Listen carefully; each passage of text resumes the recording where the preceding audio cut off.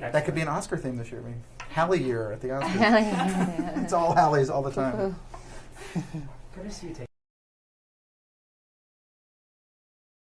You've been kind of on the shelf for a little while. Kid will do that, I guess. Is that really the main thing? Is that you went off and had a kid and had a life before you went back to work? That's a big reason. You know, I mean, I waited until I was 40 for a reason so that I could be there.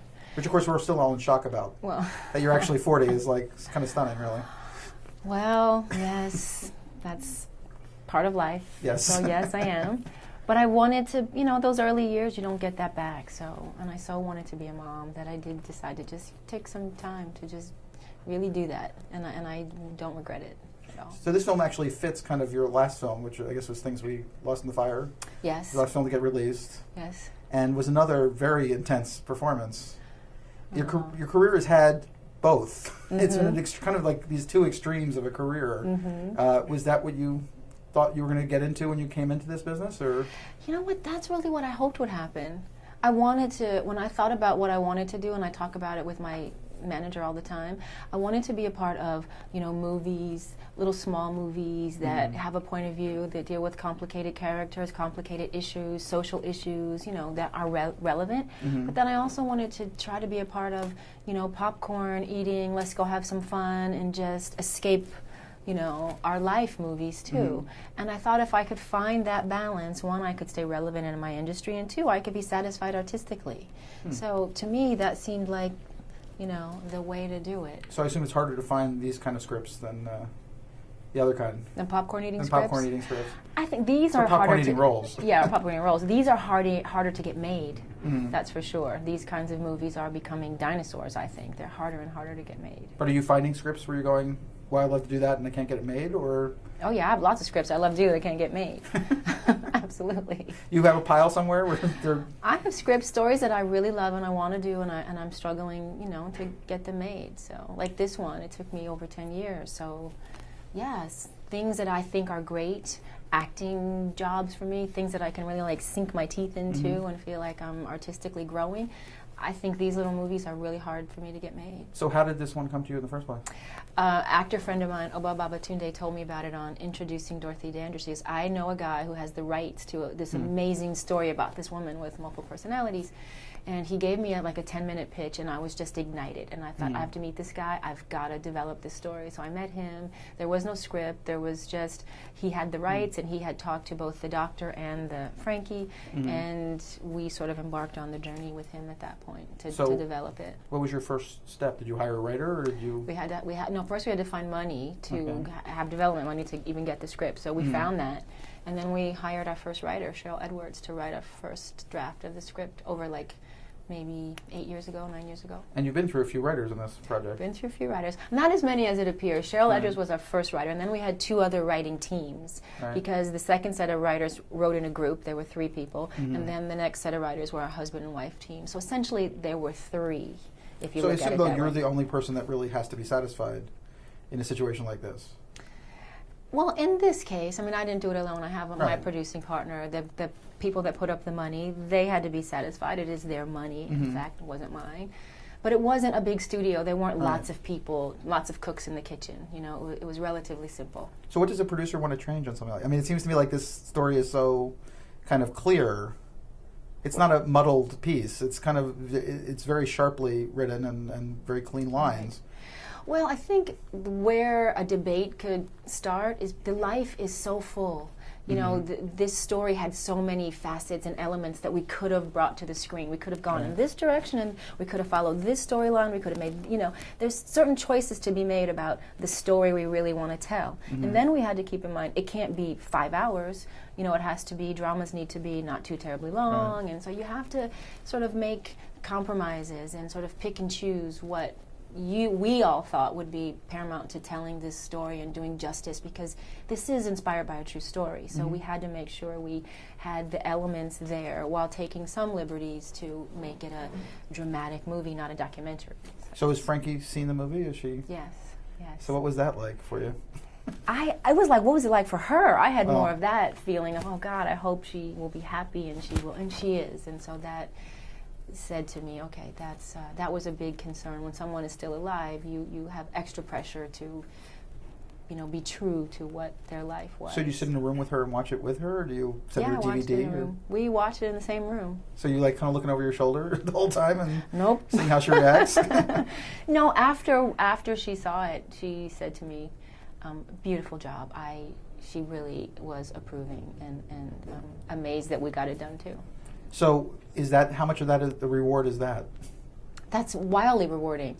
The fact that she signed off on it and she said, I love it. The fact that after having it for 12 years, that it even is seeing the light of day, because it was on a shelf for a while, to me is just a win-win. We've already won in this situation, just to make a little movie like this. So do you like wearing the producer's hat? Is that fun? I do. I'm finding that I do. Yeah, I like not just being the dancing bear. And you, again, we're kind of back to the schizophrenia of the career, but are you dancing bear when you do something like Things We Lost in the Fire? I mean, that seems like a piece where you really went somewhere profound. Well, when I say dancing bear, it's when you're a producer, you get to make all the creative choices. Right. Whether they're right or wrong isn't the point, but you're allowed to have your artistic vision come to the screen, come through. When you're hired for something like Things You Lost in the Fire, I loved it when I read it. I loved the character, so I didn't quite feel like a dancing bear, even though I wasn't behind the strings sort of creatively putting it together. I liked the package when they presented it to me already. So directing? I think at some point I'll have to try it. I'll have to express myself that way. And if it becomes something I end up doing or not in the second half of my life, I guess it'll depend how well I do it the first time I do it, if I'll keep doing it. And they keep on sending you the cash if I keep getting a chance to do it. But I think at some point it's inevitable that I'll want to try to express myself that way. So when in your career or in your life did you actually start thinking that acting could be a profession for you? Probably not until I was about 22. So you're already doing it? No, I wasn't doing it. Okay. I was living in Chicago. I was modeling. I was studying at Second City. I was thinking of going, right after high school, I wanted a break. I didn't want to go right to college. I went for like a year, and then I decided I want to go live a little bit, and then I'll come back to this. And I met my manager, who asked me to fly to New York for an audition. And I didn't get that job, but he said, I'd like you to stop modeling and start really studying and come to New York. I think you just have some raw something here that I can work with. So. And it wasn't comedy? It wasn't comedy. Was Second City a fun experience for you? Amazing, yeah, amazing experience. Did it influence your acting ultimately, or your way of doing things? It influenced my way of thinking about things, that's for sure, and thinking about the industry, yeah, and it gave me a sense of freedom that I think I'm able to call upon when I work now, for sure. Was there a lot of studying outside of that for doing dramatic roles and things like that? Oh yeah, I've always studied. I studied with William Esper in New York, and then I got out here in California and I studied with Ivana Chubbuck and Joanne Baron. I'm always studying, and I've studied Stanislavski, I've studied Meisner. Meisner is what I really believe in now as I've figured out who I am as an artist. So I continue to study. I think you have to keep learning and growing, and when you think you know it all, then you should probably switch and start doing something else. Did it seem easy when you started? I mean, the thing that really kind of broke you out, I guess, was Spike's movie. Spike's movie, yeah. And that was a character that wasn't about your beauty, which was nice. I mean, it was certainly a challenging moment, and broke out Sam Jackson in the same movie, really. Yeah. So that's kind of where you started in a way. Yeah, that's where I started. Did it seem like everything would be that good, that easy, that right for you? No, I wasn't that naive. I was naive, but not stupid. No, that was a godsend. Spike didn't even see me that way. So I had to really, I knew that because I had to fight hard for him to see me for that, I sort of knew that my career was going to be about fighting. It was going to be about proving I was someone other than what people think I am. I knew that I would have to probably do riskier things than most in order to have opportunities that I was dreaming of. So I kind of knew the harsh realities in the beginning. I figured that out. And is that how it progressed, that you had to kind of go find the most extreme roles to play drama? Yep. And is that fun? Is that what you hoped it to be? Yeah, I like really extreme. I like really extreme, complicated, tortured people. I like getting inside the mind of that. I like bringing them to life. I like inhabiting them because the triumph of that, usually these characters triumph in some way, and that to me is just a good metaphor for life. I think we all should look at ourselves as not victims and try to rise above whatever situation we're dealing with. Are you a research person? Do you? I do research when I have to. Yeah. For this movie, I read tons and tons of medical, like really dense books that insane, and hours of tape of real patients going in and out of their alters in the therapeutic state, and all that stuff. And outside the movie, I just got an education. I learned about a subject that I wouldn't otherwise learn if I weren't an actor and having to prepare for a role. And that happens many times with many movies. I get to learn things and do things that, had I not had this career, I wouldn't get to do. Is that the greatest pleasure on a movie like this, or is it what you do on the stage, or is it seeing how it comes together? Or?